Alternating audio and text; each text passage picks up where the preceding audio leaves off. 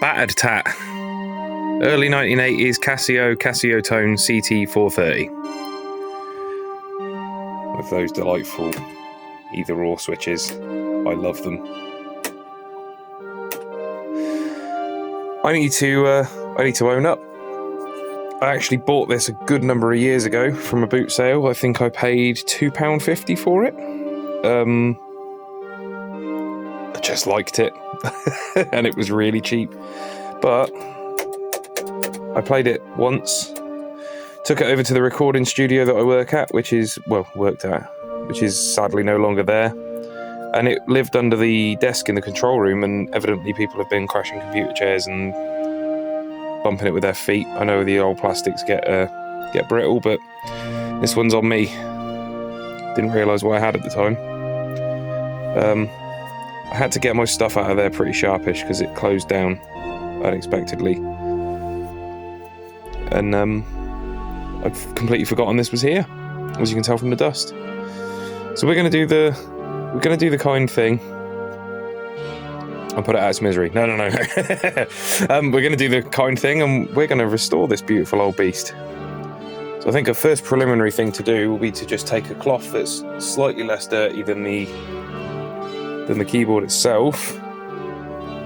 Start clean.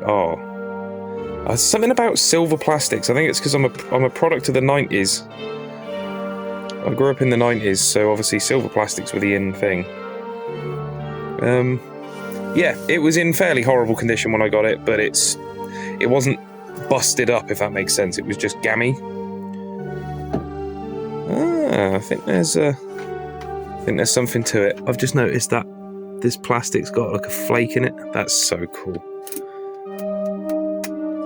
I'm gonna level with you. This feels like it's fairly cheaply made on the hardware front.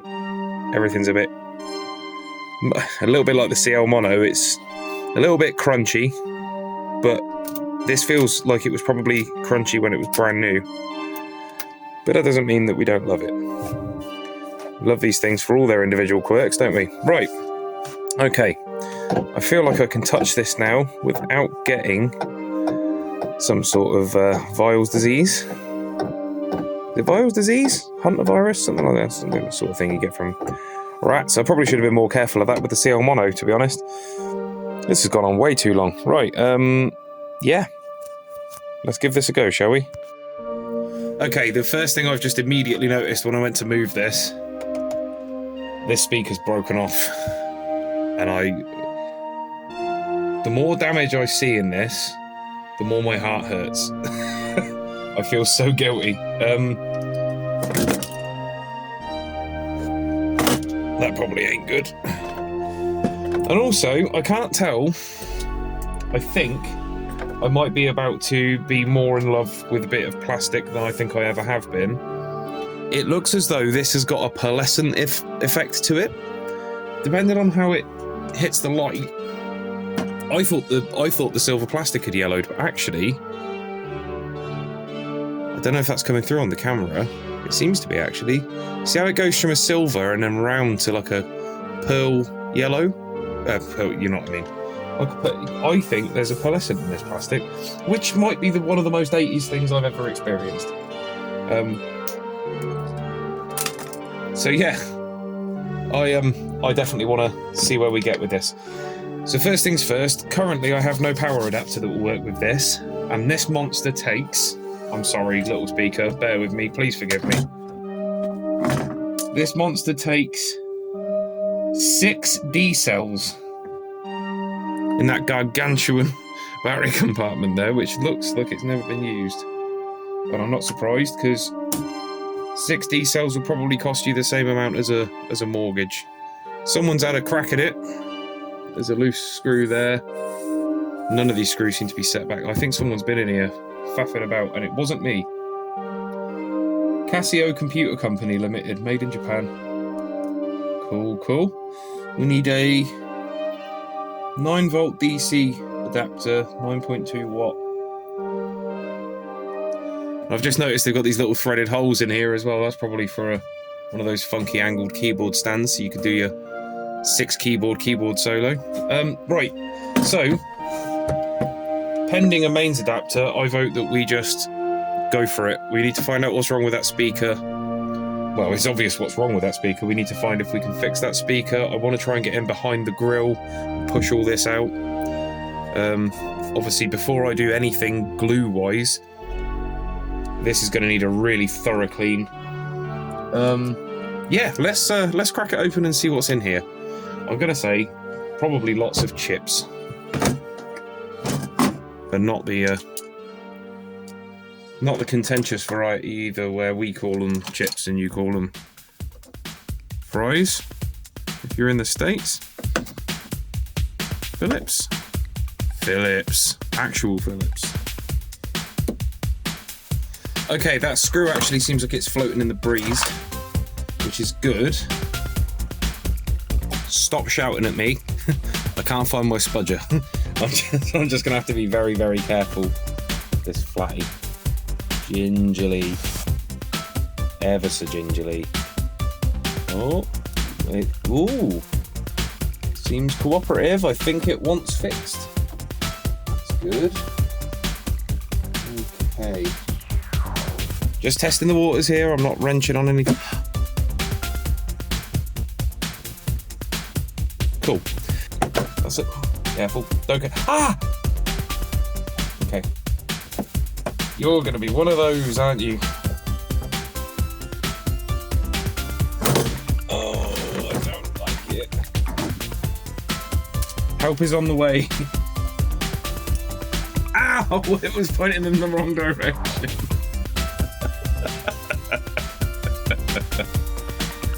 Oh, I just blinded myself. There are 3 screws still in there, Kyle. Come on, man. Busy. Right. Okay. Tools there. Blinding device over there. Right. You gonna play ball now? I'm trying to be very gentle with this old plastic, but it's not forthcoming. That feels a bit more like it, guys.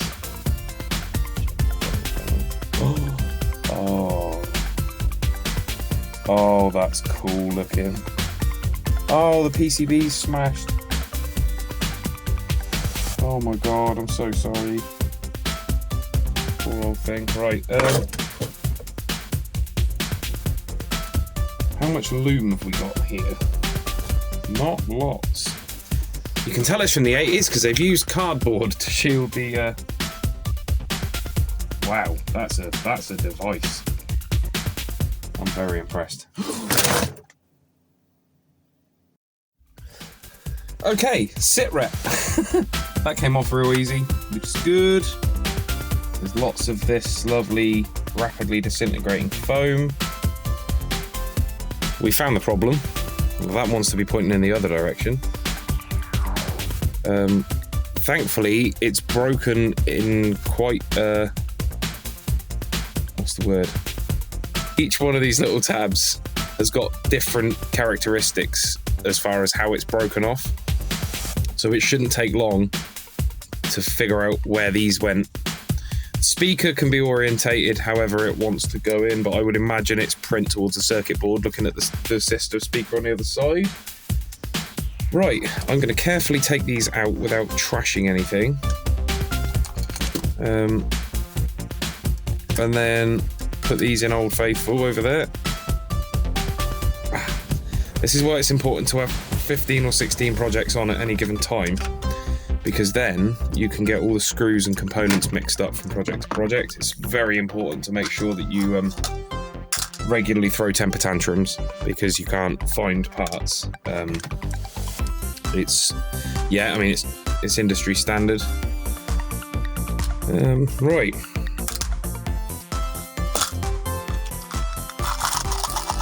We're rapidly building a collection of fasteners, which is good because that means that we're making some sort of progress. So, there's a nasty break up here. This bracket's bent. Thankfully, I don't see any traces anywhere near that.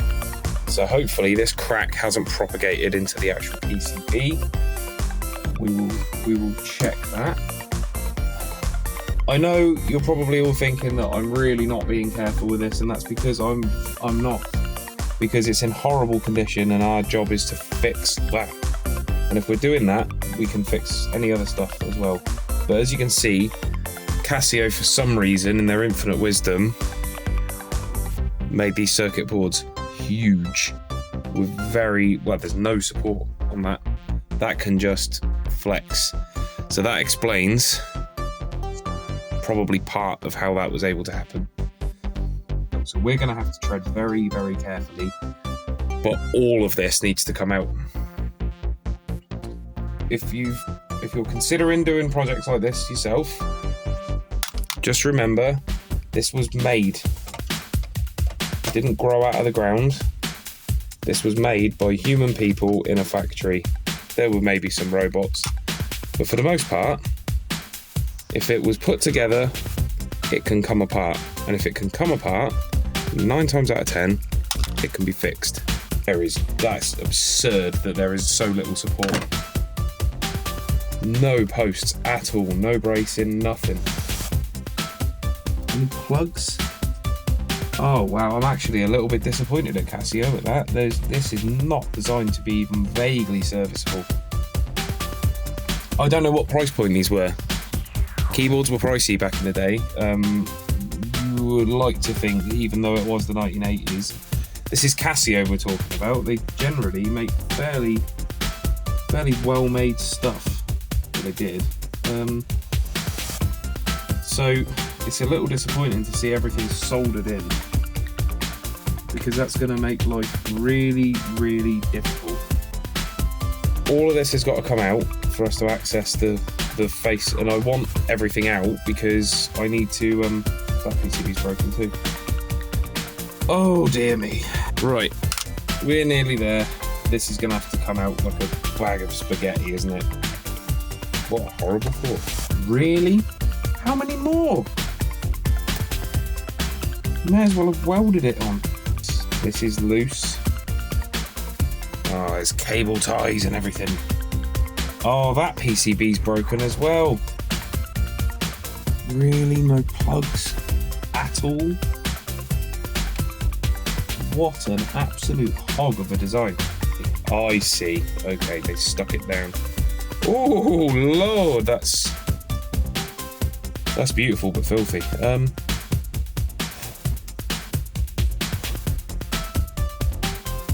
Got here.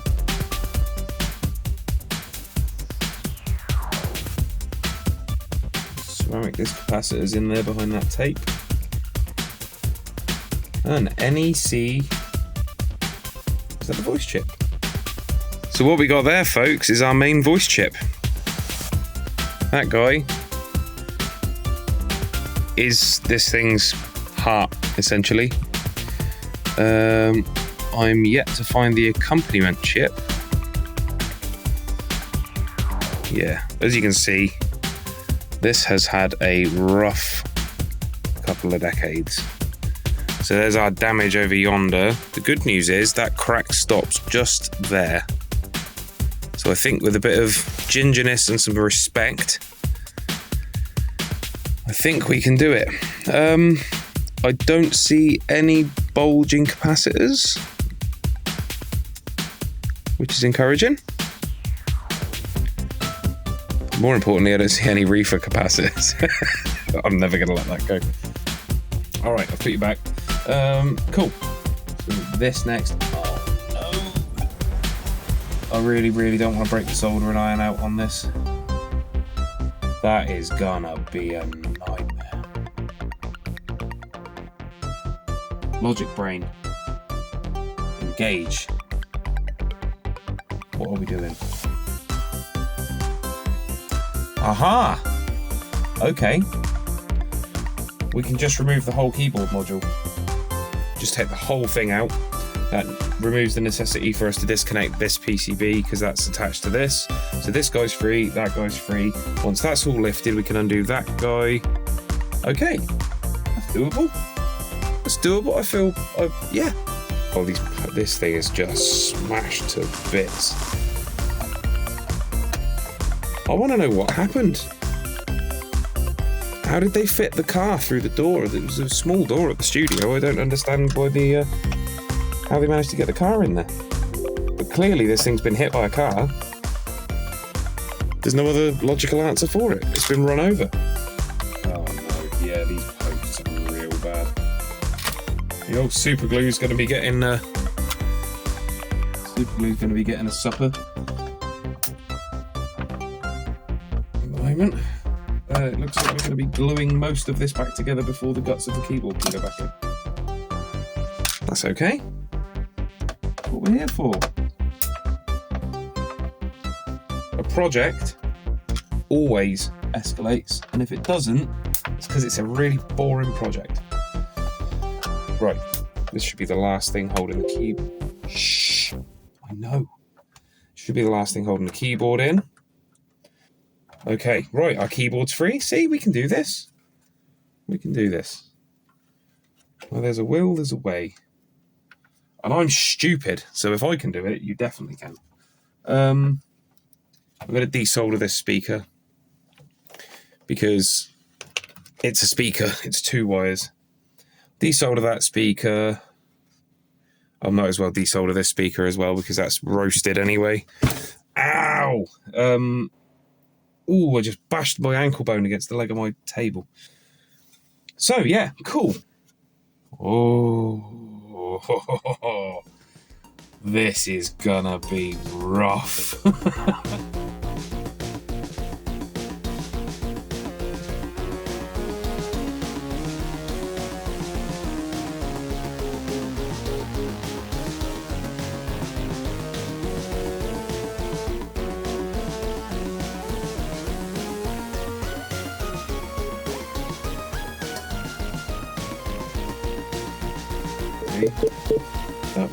What?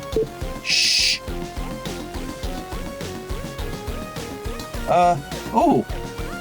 The 28th of the 5th, 1985. I'll bring you in for a closer shot of that in a second. I just need to make sure these sliders come out in the correct order and get put somewhere where they're not going to get this. Come here. Okay. It's safe to say at this point, this is not worth doing. There's another piece of PCB there. This is not worth it financially at all. If I was in this to make money, this would have just gone to bin. Or been bashed up on eBay as spares for a tenner. This is a matter of pride at this point. So that's how the speaker grill should look. And this is what we're contending with. Split runs all the way up there. Another split running across here, framing. These guys are just going to have to be along for the ride. That's what's left of that foam tape. As you can see, this mount is all bent to within an inch of its life. But we have our build date. 28th of the 5th, 1985. Which makes this, is that 37 years old?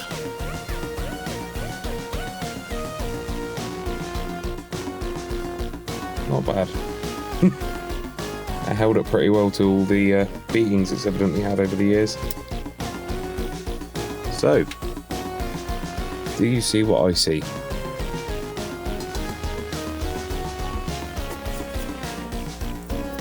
I don't know. I just look at this old tat and I need to at least try for it. You know what I mean? Okay, this is probably going to get some music put over it. Just using this ancient anti-plaque toothbrush just to hook the dust bunnies out, and there is so much in here. So, as you can see, this is something that I wanted to make sure I did before I started messing about with glue. Because if any of this gets stuck to the glue, it's never coming out. You'll see it forever.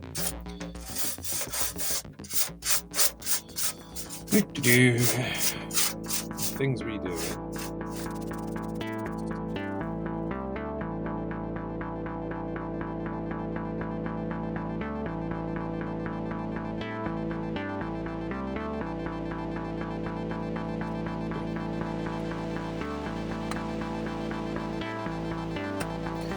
I'm going to try something that I saw on one of those silly videos that's got the preposterous repairs, where you put an X-Acto knife blade on a soldering iron and heat it up. Let's see if one of these lie Facebook pages works. Because basically the problem I've got at the moment is it hasn't just dipped down, it's dipped down and jammed.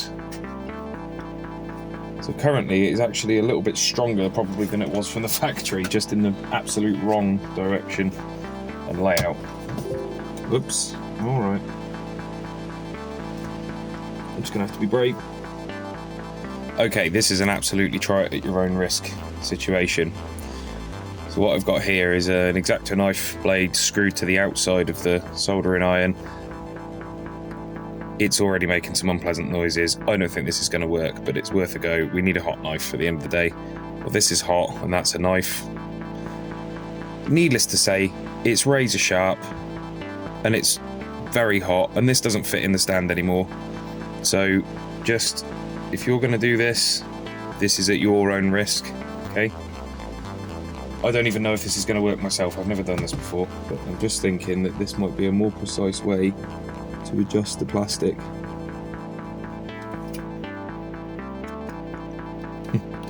Right, already we're having problems, okay? So the blade isn't staying still for very long.